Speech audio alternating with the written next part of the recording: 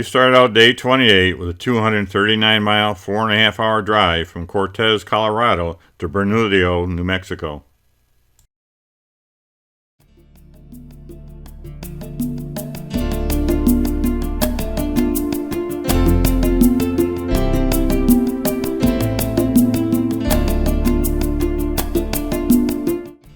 After about an hour or two on the road, we crested over a large hill and come across a traffic jam. And then as we slowed down and got to move by, we saw this truck had didn't appear to have an accident. It looks like it just caught on fire and pulled over.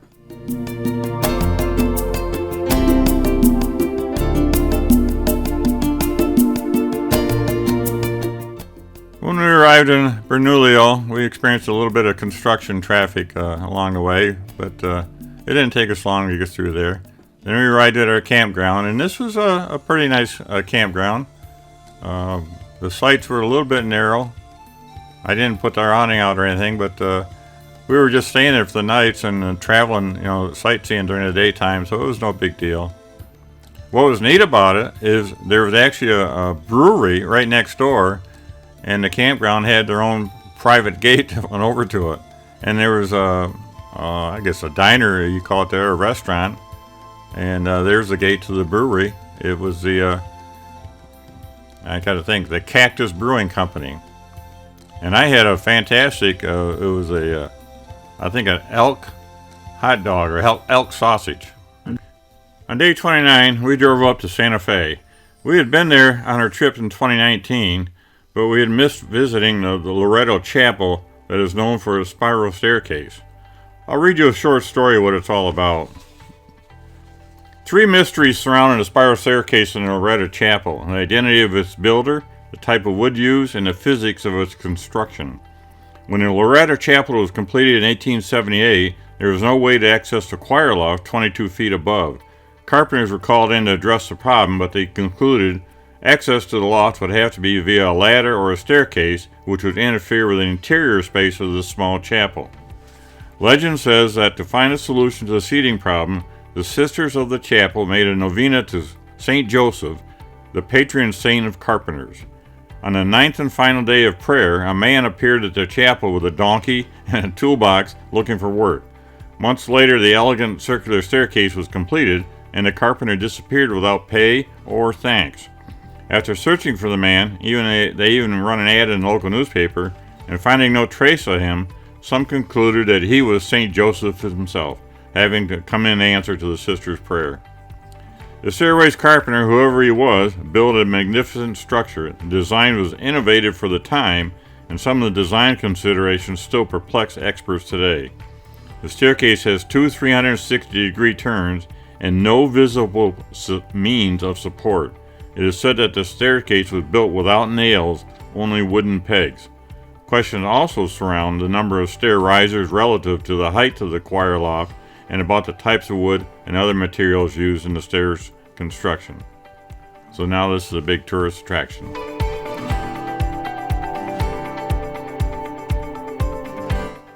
This gentleman built an amazing model and then he donated it to the chapel. Pretty neat.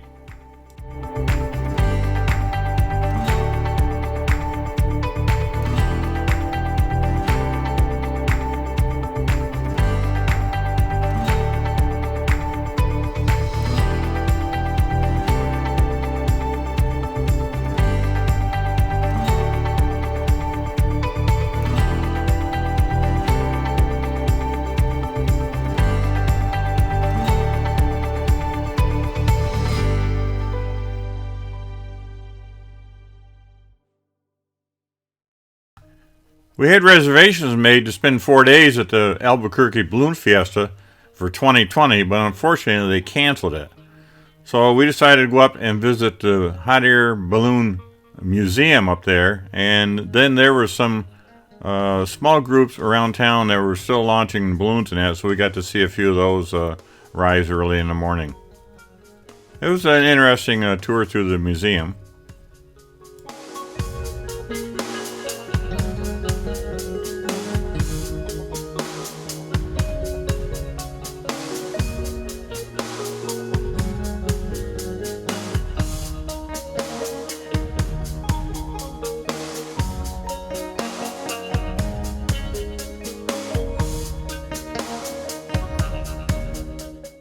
And this is the field they launch all the balloons from when they actually have the Fiesta out there. It's about 240 acres in size. It's huge.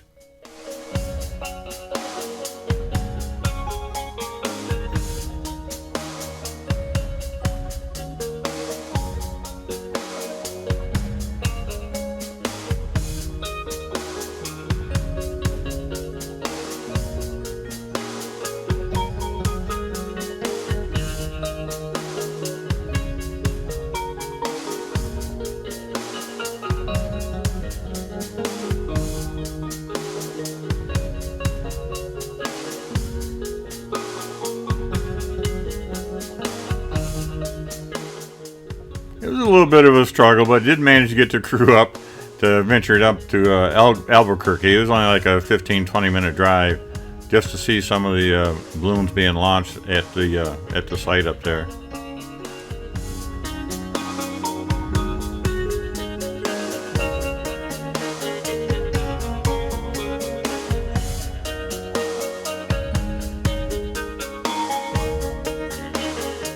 That evening, we decided to go check out a diner that had been featured on the TV show Diners, Drive-Ins, and Dives, called the Standard Diner.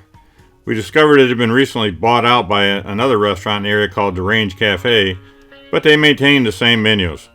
I had to try their meatloaf that was featured on the episode of this place. Of course, the wife had to finish the evening off with one of their cream puffs.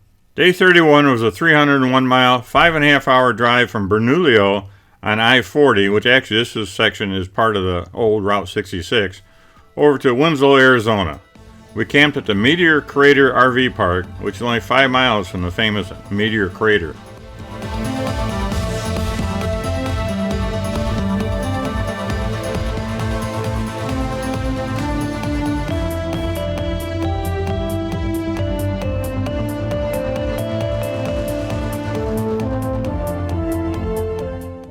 We did pass several large trains along this route, some of which I think are about a mile long. As you can see, you don't find any grass out here. Everything is stone and gravel, and the winds are blowing and it gets quite dusty too. On day 32, we drove the 5 miles out to see what the Meteor Crater looked like. This is quite an interesting place, and in fact the Apollo astronauts actually trained out here in preparation for walking on the moon.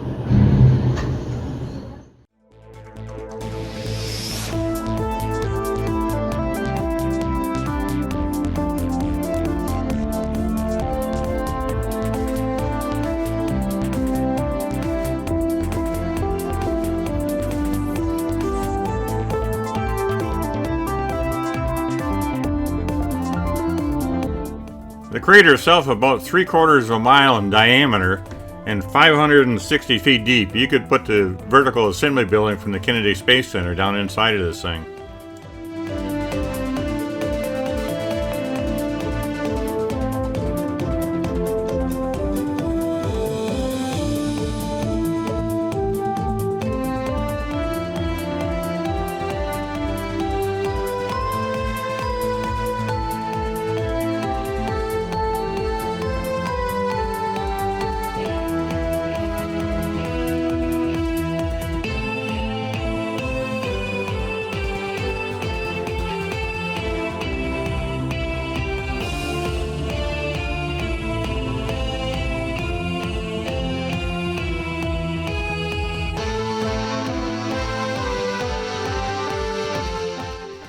Back in the early 70s, a rock group named the Eagles had a hit song called Take It Easy, and it was about standing on a corner in Winslow, Arizona.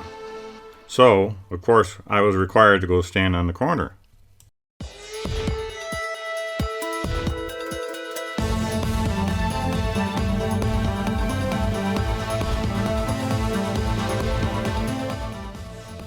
After taking all the required touristy photo ops.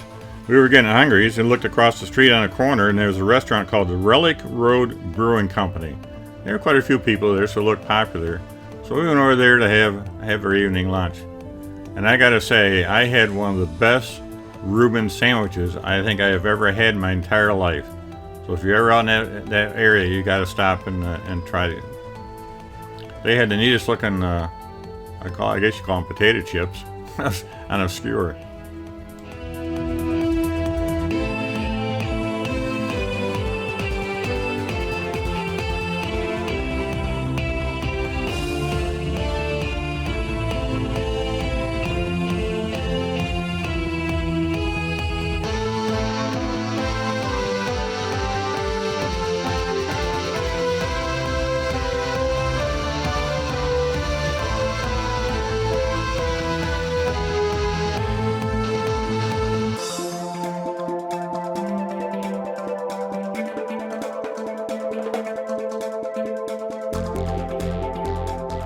On day 34, we only had to make what was the shortest leg of our trip, a 78-mile, 1 hour, 20-minute drive from Winslow over to Williams, Arizona, where we stayed at the Grand Canyon Railway RV Park. This was a handy campground because we only had to take a short walk across the street to catch the train for our ride up to the Grand Canyon the following morning. This was a very clean campground, and all the sites were all paved. They weren't concrete, they were blacktop. Of course, you don't get any grass anywhere.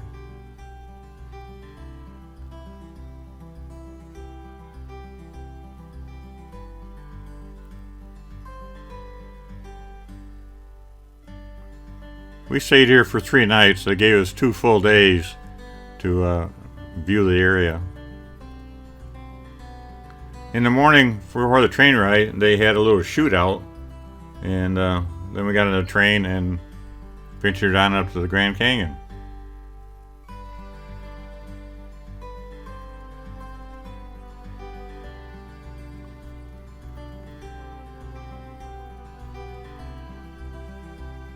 We found this Pine Country restaurant. I don't know why this homemade pie sign keeps jumping out at me, but we had to go in there and get a snack to eat. I don't know if you want to call this dinner or not.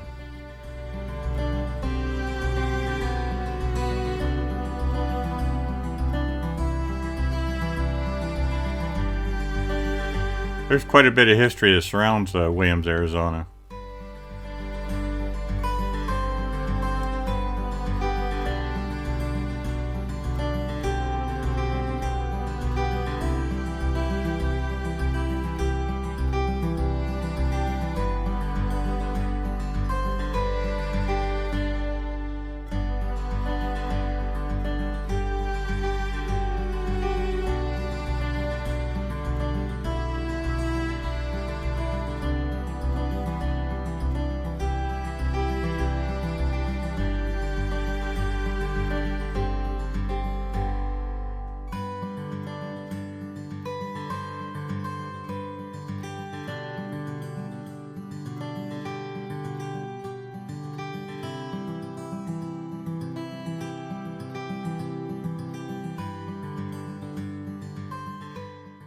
On day 35, we boarded the train for a 65-mile, 2 hour, 15-minute ride up to the Grand Canyon, this time to the South Rim.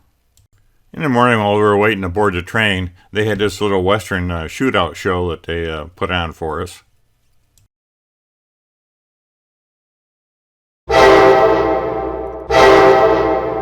The train departs Williams at 9:30 in the morning, and we rode the luxury parlor car heading up to the Grand Canyon, and then we rode the luxury dome car returning, and that left at 3:30 up there. It was a fun trip. They provided a little snacks and kind of a breakfast thing going up.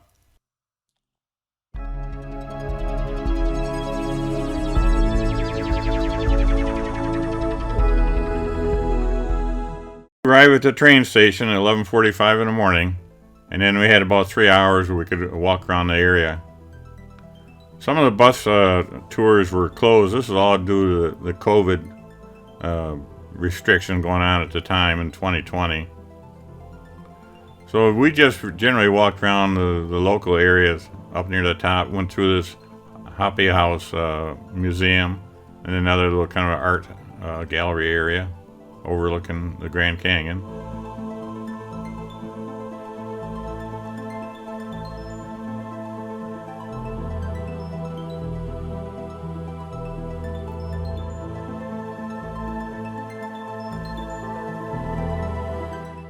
There we saw some hikers headed down.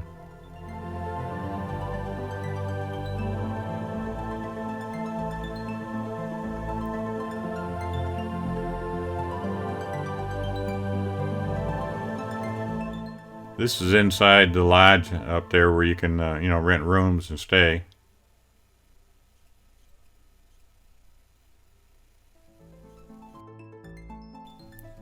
Come 3:30, we had to be back down to the train station, and it departed right on time.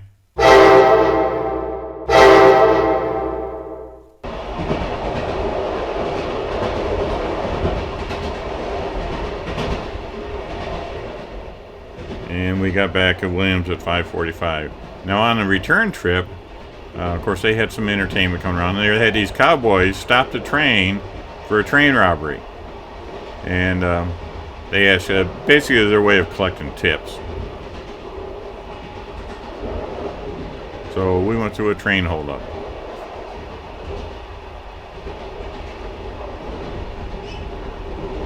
It was a fun trip. I recommend it.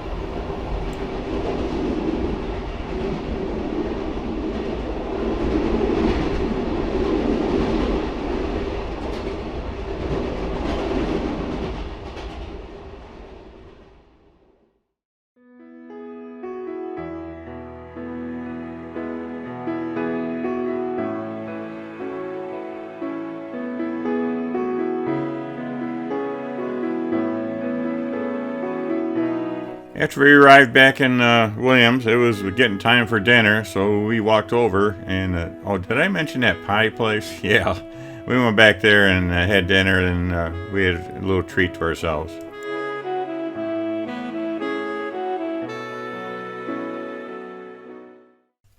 On day 26, we made a 128-mile, 2-hour, 20-minute drive down I-17 to Black Canyon City and the Black Canyon Ranch RV Resort.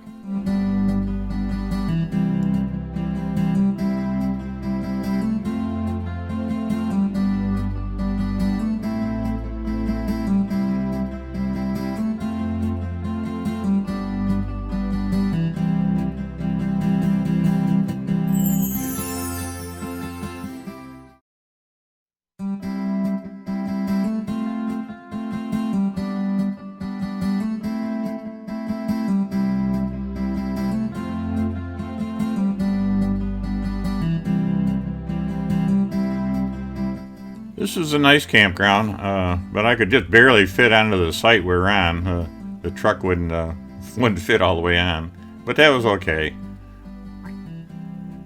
So we went out, look around. We'd heard about this restaurant down the road, and so we thought we'd go down and try it out. It's called the Rock Springs. Oh, look at that. They had pies there again. It seemed like every place we go, they got pies. They were pretty good, too.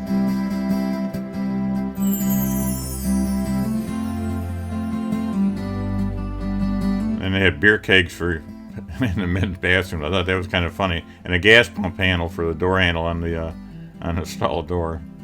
And we found this little green man at the gift shop next door that Denise wanted to bring home, but I told her that we just couldn't fit it in. Then she's found another friend and a couple more.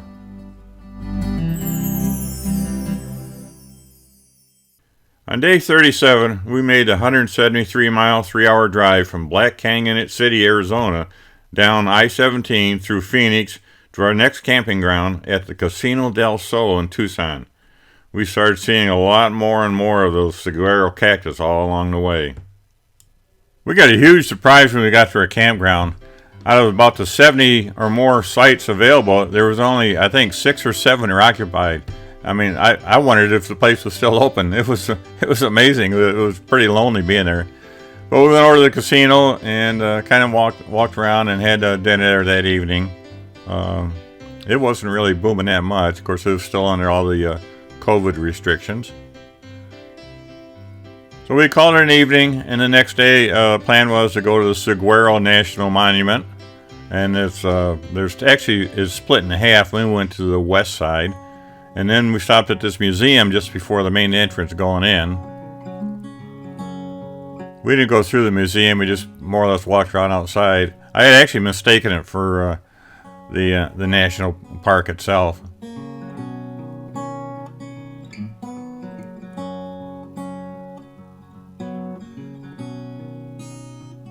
So we took a few pictures and ventured on. Finally make it to the national park, which is just a few miles up the road. These saguaro cactus are amazing plants. I'll give you a little status on them. They can live to be as much as 150 to 200 years old. They're extremely slow growing. A 10-year-old plant may only be about 1.5 inches tall. They can grow to be between 40 and 60 feet tall.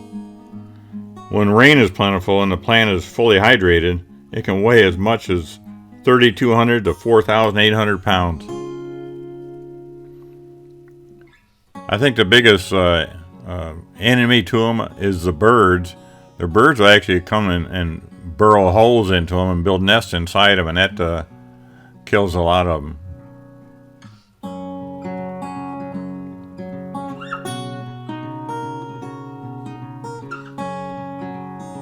There's some of the holes. And there's all kinds of cactus out there. It seems like everything out there has spines on it. You definitely don't want to fall into any of the brush out there. One thing we did run across was a little dust devil. I pulled down this dirt road and I saw it in front of me, and I stopped the truck. I actually thought it was going to come over the truck, and so I kind of quickly whizzed around it, and we jumped out and took a little short video of it.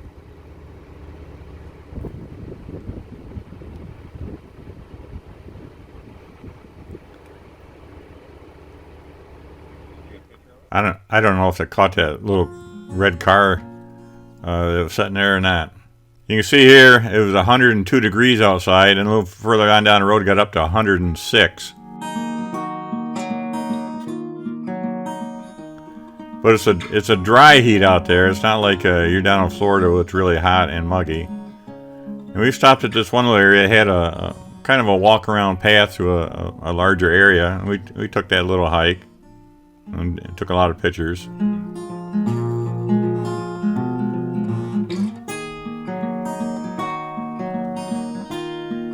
As you see, they come in all kinds of shapes. And the wife and son were looking for the shady spots.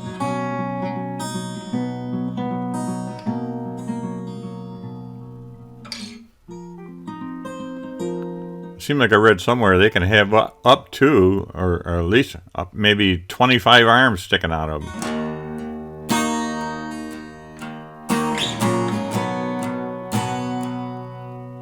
I think it takes 75 years before they actually start growing an arm.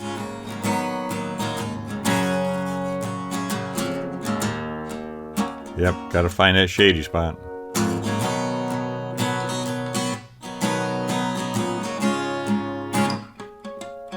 Help, help.